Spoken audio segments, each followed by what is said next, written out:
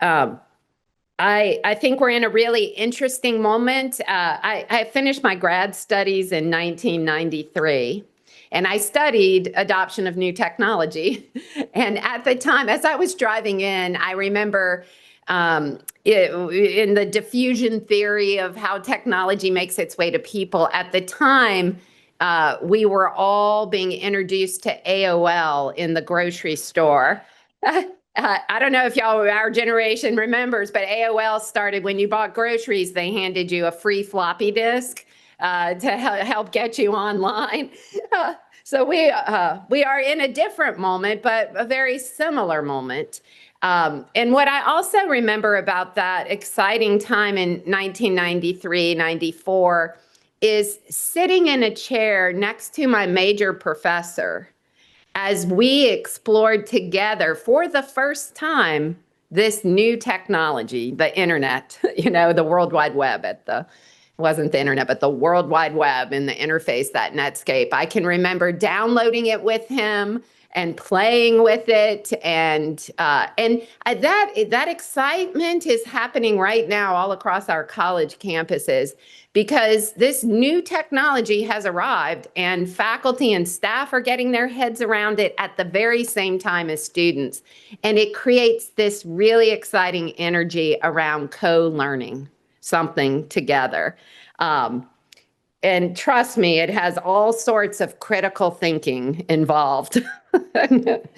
So on behalf of Elon University, I'm delighted to welcome you to this gathering aimed at exploring one of the great issues of our age.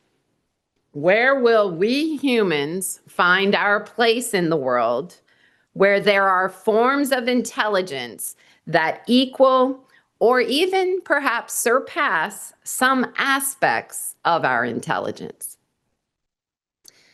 What are the precious and special capacities of humans that we can work together to implement to ensure that these intelligences are harnessed for the good of all? And those are just two very powerful questions that we could spend all day talking about, but they both are crucial to our future.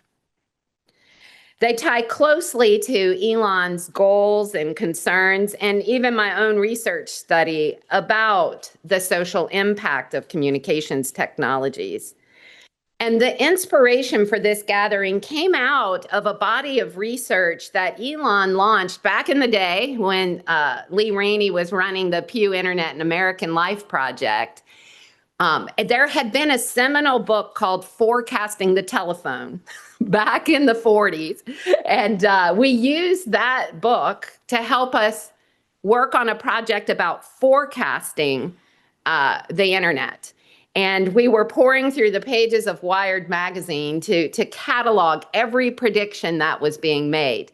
And really talented Elon professor, Jana Anderson, would continue to work with Lee Rainey for 20 years now. All of those predictions are cataloged on Elon's website under our project, Imagining the Internet.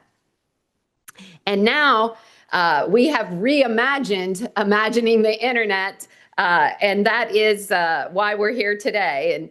And after more than 50 reports about the impact of the internet on all of our lives and the evolution of the internet, we have experts that have taught us about the future of work, of democracy, of truth, of trust, of human agency. And this year, in our new Imagining the Digital Future Center, we gathered experts' views on the future of being human in the age of AI. So I want to share just a few key, what scholars in this field, what forecasters in this field have offered in terms of observations about what will it mean to be human in the future. So the number one trend emerging from all of this research is a strong sense that our understanding of the essence of personhood and what it means to be human is evolving right at this moment, along with the emergence of non-human intelligences.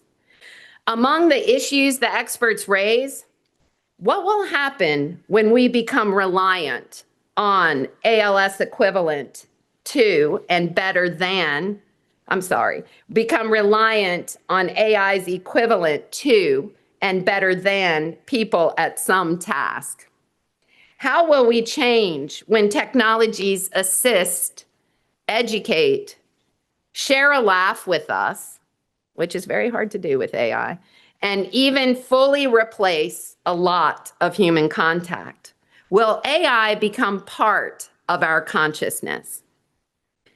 One respondent wrote starkly that as AI integrates more fully into our world, we may lose the exceptionalism of biological life.